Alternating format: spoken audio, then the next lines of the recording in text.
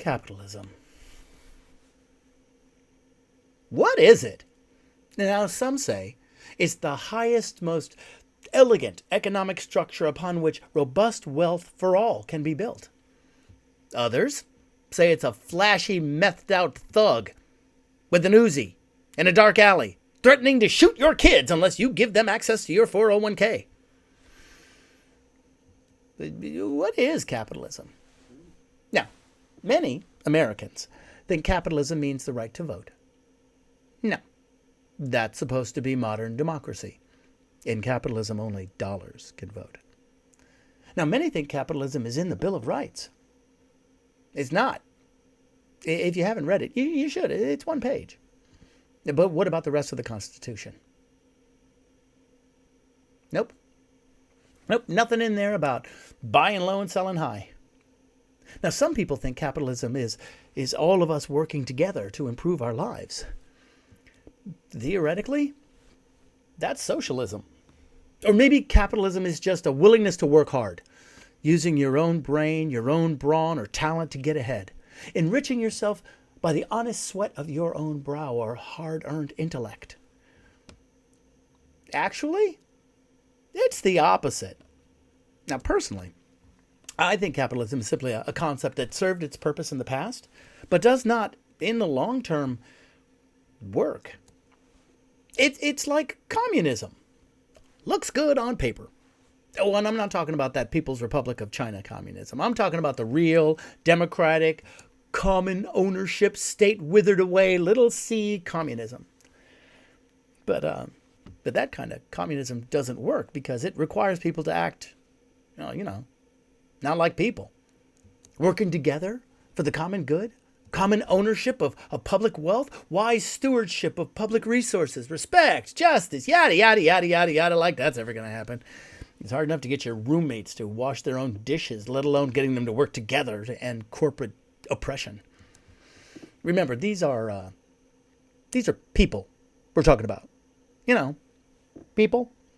The ones who put dire health warnings on cigarette packages so they'll have something to read while they suck smoky death into their lungs. If we as a species cannot figure out that voluntarily breathing hot, poisonous gas is a bad idea, how can we manage something as complicated and altruistic as economic equality? So, let's leave communism to the higher animals, like the bees. Capitalism, on the other hand, whoa, capitalism. That seems extremely doable, doesn't it? Dog eat dog, survival of the fittest, every man for himself. I mean, how hard is that? Well, first of all, dogs don't actually eat other dogs very often. In fact, they're famous for working together. I mean, dogs eating dogs is a kind of warning that something is very wrong with the ecosystem and survival of the fittest.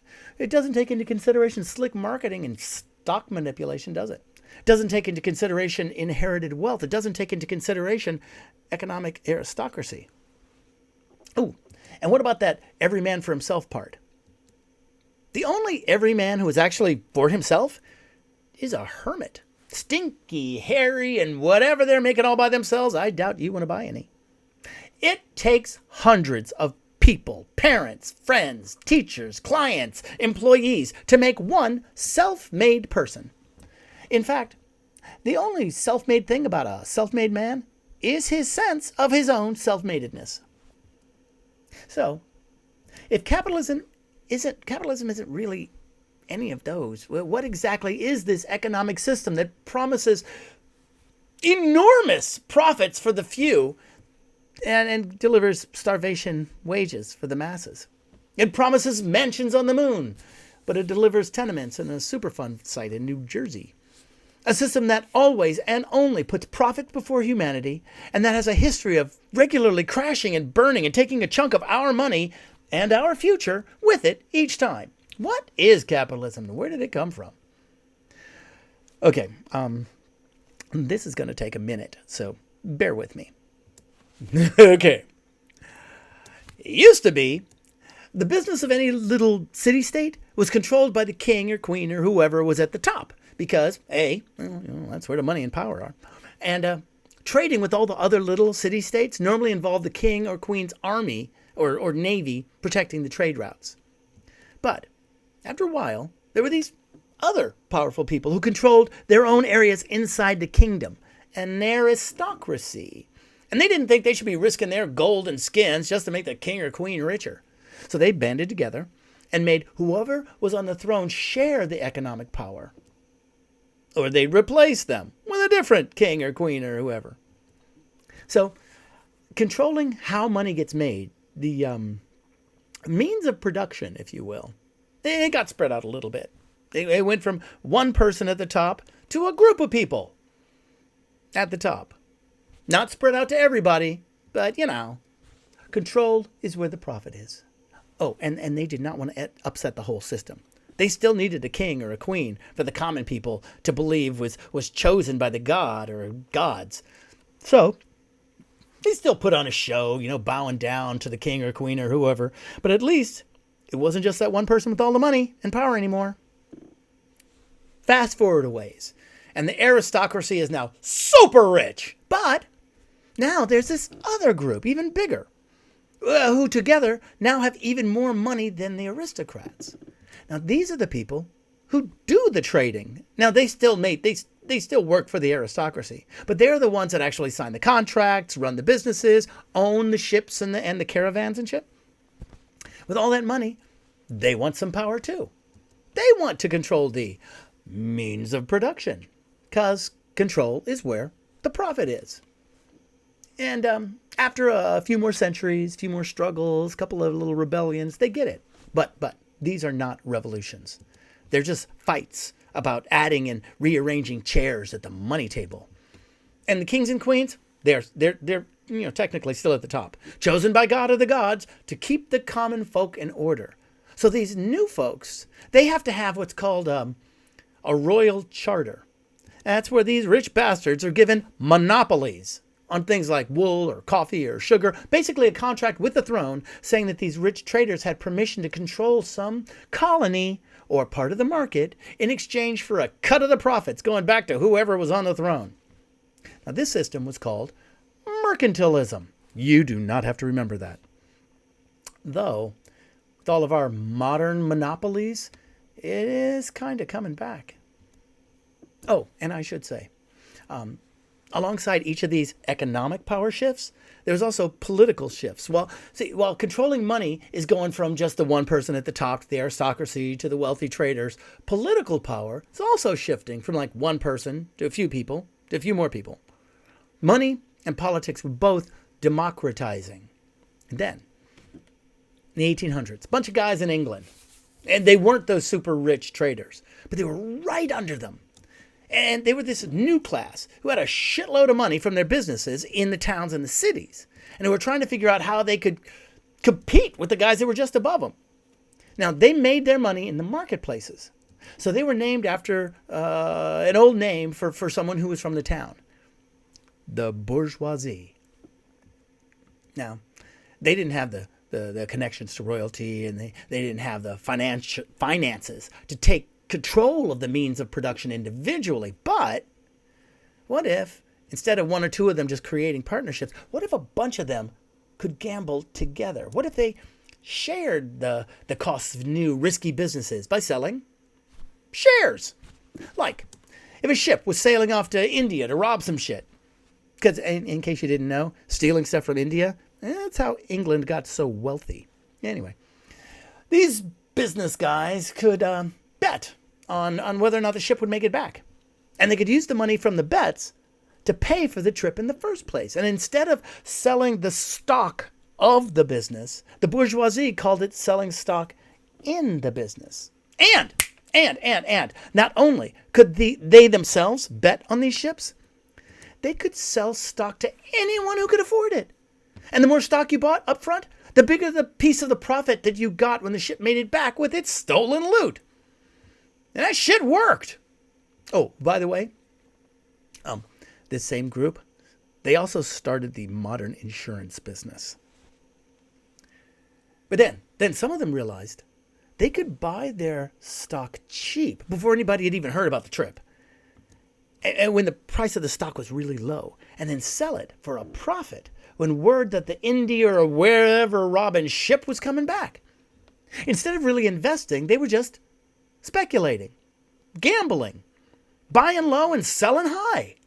And then a different group realized that the real money wasn't in betting on the ships or new businesses, but in managing the buying and the selling and the swapping of the stock. So they started a different business where businessmen could exchange stock. A stock exchange! Basically a very formal business casino. And since this new business model did not rely on the king or the queen or an aristocracy or royal charter or anything like that, it was even more democratic. It just relied on having money. All you had to have was money to start things off. And that startup money was called capital. So they called this new system capitalism. Even more economic democracy, money was in the hands of even more people. Oh, and remember what I said about the means of production? Well, now that was in the hands of the capitalists too. And they got a lot of shit done. Factories, railroads, new jobs, new stuff to buy, lots of starvation and suffering for the workers. But hey, at least they were suffering and starving in fancy, filthy new cities. Oh, and speaking of the workers, all this time, political democratization had been happening alongside of the economic democratization. So in the same 1800s, more citizens could vote. And by citizens, I mean white men with money. But even some of them thought the democratization of economics and political power should go even further. See, this is after the Enlightenment, after Thomas Paine writes the Rights of Man, after Mary Wollstonecraft writes the Rights of Women. This is after Voltaire, Rousseau, John Locke, and the idea that all adult citizens, not just white men with money, should have the right to vote. That government should be of, by, and for the people. Now, some said economic democracy was real political democracy. That the workers were the ones who created the wealth of the state. That they should benefit first, last, and always from that wealth. That the workers should also control the means of production. And boom! Socialism. Yeah, it seemed like the natural next step in the democratization. And that's when the bourgeois capitalists said, no. Oh, no. Oh, hell to the no. We got us a casino now. We ain't letting go. And they have been saying no, no, hell no ever since. Matter of fact, they have made our whole economy center on them and their casino. Now, over the years, some governments of, by, and for the people have put some restrictions and regulations on their casino economy and tried to make it more about investing than gambling. Tried to make it serve the people rather than just the people at the top. But the capitalists and their employees in the legislatures and parliament, and in our case, Congress and the White House, have done everything they could to mobster casino this country for their own profit and benefit. To dazzle everyone with bright lights and loud music and cheap drinks and sex. So we don't notice that they are playing with our money at a table we built. And they work extra hard every day in every newspaper and on every screen to frighten us away from, the alternative. But, the weird thing is that as time has passed, capitalism has secretly relied more and more on socialism. Oh, and not just with the bailouts. No, capitalism has relied on publicly built roads, bridges, public health programs, the post office, firefighters, police, sewage treatment, housing, public buses and subways so their workers can get to work, public schools so their workers' children have somewhere to go while they're at work, free lunch programs for those children when they're at school, Social Security, unemployment benefits, Medicare, Medicaid, veterans benefits, massive public infrastructure programs, all the stuff our tax dollars pay for, the stuff we benefit from, the stuff that keeps our lives from being a capitalist hellscape. Capitalists need all of that socialist infrastructure to hold society together so they can make their capitalist money. Unfortunately, we, the people, have had all of these things just long enough so that we, the people, have forgotten that most of it was originally fought for by socialists and not given to us by capitalists. Anyway, that's where capitalism came from. And now, what is a capitalist? What do they want? Well, a capitalist is someone who makes a living not from their own labor, but from their money, their capital. That's why it's called capitalism, not laborism or hard workism. Capitalists still buy stock in businesses, just like they did in the old days, and collect interest, dividends, profits from their stock sales. But their goal is precisely and specifically to not work. And you are probably not a capitalist. I mean, if you work for a living, even if it's intellectual work, and you need that paycheck to live, you're a worker. What about the middle class, you ask? Well, middle class is just a term that capitalists invented to divide the workers. It doesn't really have a meaning beyond a worker who's been tricked into associating themselves with the owner rather than with their fellow workers, Well, what about people who own and work at their own business, Michael? What about the hairdresser in their shop on the corner, Michael? What about the mechanic in their garage down the block, Michael? What about them? If you own a business that you have to work at to make a living, you are an owner worker, a self-employed worker. Let me say that again. If you own a small business that you have to work at, you are not a capitalist.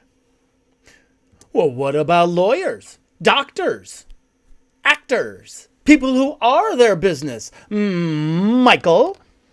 First of all, that's my name. Don't wear it out. Secondly, those are all artisan workers because they still rely on being paid for their physical and intellectual labor in order to make a living.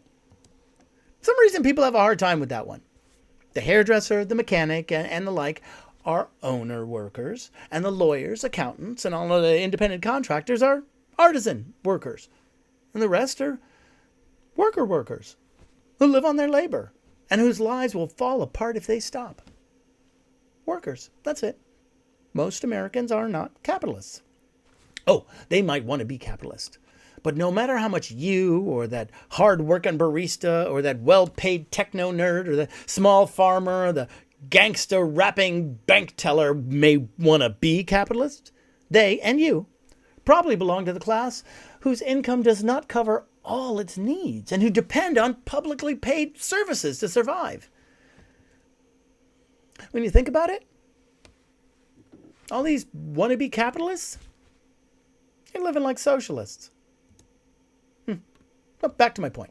Now that we know what capitalism is, where it came from, and who is not a capitalist, let's look at why this steaming sack of profit-driven demonology keeps failing, the lies and propaganda that created it, and how capitalism is antithetical to common sense, human values, kindness, puppies, mom, and apple pie. In part 2.